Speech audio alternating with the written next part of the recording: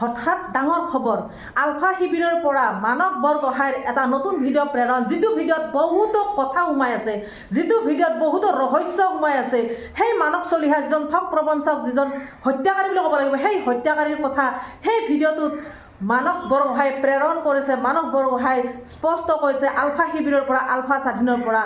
আৰু ভিডিঅ'টোতো আছে কি, আৰু মানস বৰগোহাঁই কেনেকৈ কৈছে যে মানস চলিহাই এজন ঠগ প্ৰবঞ্চকে নহয়, তেওঁ এজন হত্যাকাৰীও হয়। আপোনালোকৰ সকলোৰে মনত আছে যে 2023 চনৰ 3 জানুৱাৰীত যে সিদ্ধাৰ্থ বৰগোহাঁই নামৰ ল'ৰাজনৰ মৃত্যু হৈছিল। তেওঁ এজন বডি বিল্ডাৰ আছিলে আৰু সেই যুৱকজনক হত্যা কৰিছিলে একমাত্ৰ মানস চলিহাই। মানস চলিহা আচলতে এজন হত্যাকাৰী আৰু সেই হত্যাৰ কথাটো সকলোৱে জানে, প্ৰি প্লেনিং হত্যাকাৰী। কিন্তু মানস চলিহাৰ ভয়ত কোনো মুখ খোলা নাছিল বা কোনো মুখ খুলি ক'ব নোৱাৰে, কাৰণ মানস চলিহা এজন বেলেগ ধৰণৰ ব্যক্তি আছিল। আৰু সেই মানস চলিহাই নিজে ড্ৰিংকছ কৰি, তেওঁক হত্যা কৰি নিজে ড্ৰিংকছ কৰি নিজ মুখে তেওঁ স্বীকাৰ কৰিছিল যে সিদ্ধাৰ্থ বৰগোহাঁইক মই হত্যা কৰিছোঁ প্লেনিং কৰি পিনে। তেওঁ নিজ মুখে স্বীকাৰ কৰিছিল। তাৰে পিছতো তেওঁ একো কৰিব নোৱাৰে কোনেও, কাৰণ মানস চলিহা বহুত ডেঞ্জাৰাছ ব্যক্তি হয়, তেওঁক সকলোৱে ভয় কৰে।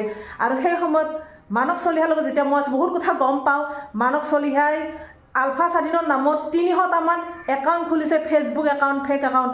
আৰু সেই একাউণ্টেৰে তেওঁ বহুত টকা, বহুত ধন লৈছে বহুতৰে পৰা।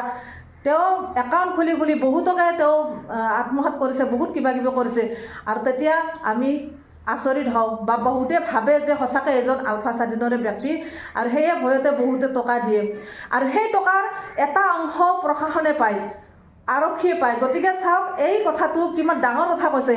যেতিয়া আলফা স্বাধীনৰ নামত টকা লুটে, টকা লয় মানস চলিহাই, আৰু সেই মানস চলিহাই 300টামানৰ ওপৰত বুলি কৈছে, 300টামান ওপৰত যদি ফেচবুক একাউণ্ট আছে, তাতে যদি আলফা স্বাধীনৰ নামত একাউণ্ট খুলি পিনে তেওঁ ধন আত্মসাৎ কৰে, ধন লয়, মানুহৰ পৰা দাবী কৰি লয়, আৰু সেই টকাৰ এটা অংশ আৰক্ষীয়ে পায় বুলি কৈছে, মানে প্ৰশাসনে পায়। গতিকে প্ৰশাসনে কি কৰিব? আৰু মানস চলিহাৰ বহুতো কুকৰ্ম আছে, বহুত কাম কৰি পেলাইছে, ল'ৰা ছোৱালীক বিপথে নিয়া, এইবিলাক কথাও তেওঁ জানে। কিন্তু এইবিলাক কাম কৰাও প্ৰশাসনে জানে। যদি তেওঁ ব্যৱসায়ৰ নামত বহুতৰ পৰা টকা পইচা লয়, সেইটো কথাও গম পাওঁ আমি। আৰু বহুতে যেতিয়া গম পোৱাৰ পিছত যে তেওঁ টকা ঘূৰাই দিব নোৱাৰে, কিবা নোৱাৰে, যদি প্ৰশাসনৰ ওচৰত কেছ ৰেজিষ্টাৰ কৰে, কিবা কৰে, কিন্তু প্ৰশাসনে কোনো একশ্যন নলয়, কাৰণ প্ৰশাসনে তাৰে এটা অংশ পাই থাকে মানস চলিহাৰ পৰা। সেয়েহে প্ৰশাসনে একশ্যন নলয়। গতিকে মানস চলিহাৰ কিমানে থাকিব? মানস চলিহা বহুতে ঠগ প্ৰবঞ্চক, বহুত নীলাজ, বহুত হত্যাকাৰী বুলি ক'ব লাগিব। তেওঁ যিটোকে হত্যা কৰিছে, এয়ে হত্যা নহয়, তেওঁ বহুতকে হত্যা কৰিছে বুলি কৈছে।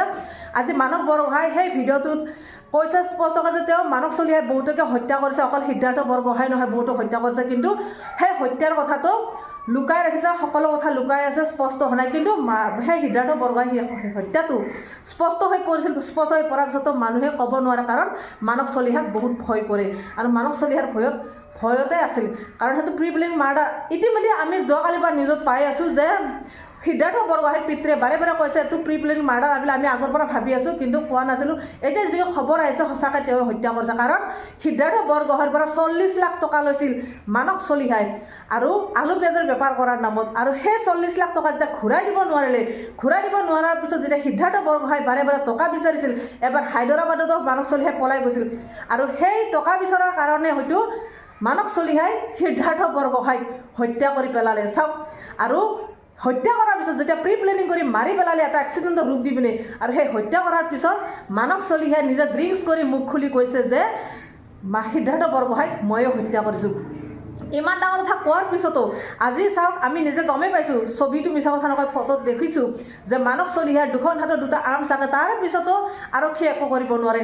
এতিয়া সকলোৰে দাবী বা ৰাইজৰ দাবীতে হওক, যি নহওক, যেতিয়া যিটোকে কেছ আহি আছে, এতিয়া মানস চলিহাক বাৰু গ্ৰেপ্তাৰ কৰিলে, মানস চলিহাক আনিলে, এতিয়া দিছপুৰ থানাতে আছে। যোৱাকালি এটা মই নিউজ শুনিছোঁ, দিছপুৰ থানাত লকআপত হেনো দুখনকৈ কম্বল লৈ শুই আছে মানস চলিহা। তেওঁৰ হেনো অলপো গাত সেও মানে নাই, নাথাকিবতো, কাৰণ আৰক্ষী বিষয়াসকল, প্ৰশাসনসকল তেওঁৰে হাতত, তেওঁৰ পৰা খাই আছে। গতিকে কি তেওঁ ঘৰৰ মানুহে ধৰিছে যেন অনুভৱ হৈছে নেকি, সেইকাৰণে তেওঁৰ একো নাই। এতিয়া নাজানো কিমান দূৰ সত্য হয়, এতিয়া জেৰা চলাই আছে, এতিয়া কি হয় নাজানো। যোৱাকালি শুনিছোঁ আলফা স্বাধীনে অৰ্থাৎ পৰেশ বৰুৱাই ফোন কৰিছে সংবাদ মাধ্যমত যে অকল জেৰা কৰিলে বা ধৰিলেই নহ'ব, তেওঁৰ উচিত তদন্ত হোৱাটোহে আচল কথা, বা উচিত ব্যৱস্থা ল'ব লাগিব, সেইটোহে ডাঙৰ কথা। সেইটো লয় নে নলয় অসম আৰক্ষীয়ে, এনেকৈ যোৱাকালি ফোন কৰাও গম পাওঁ।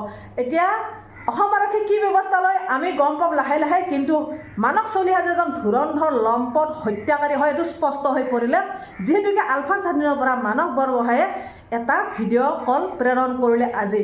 বহুত বেছি ভাল লাগিলে সেই ভিডিঅ'টো চাই। আপোনালোকক এতিয়া মই দেখাব নোৱাৰোঁ, কাৰণ এই জাষ্ট আহিছে, মিডিয়াটো ইমানকৈ বাজা নাই, মোবাইলত দেখুৱাইছে, গতিকে মই দেখুৱাব নোৱাৰোঁ। হয়তো পিছলৈ সম্ভৱ হ'লে আপোনালোকক দেখুৱাম।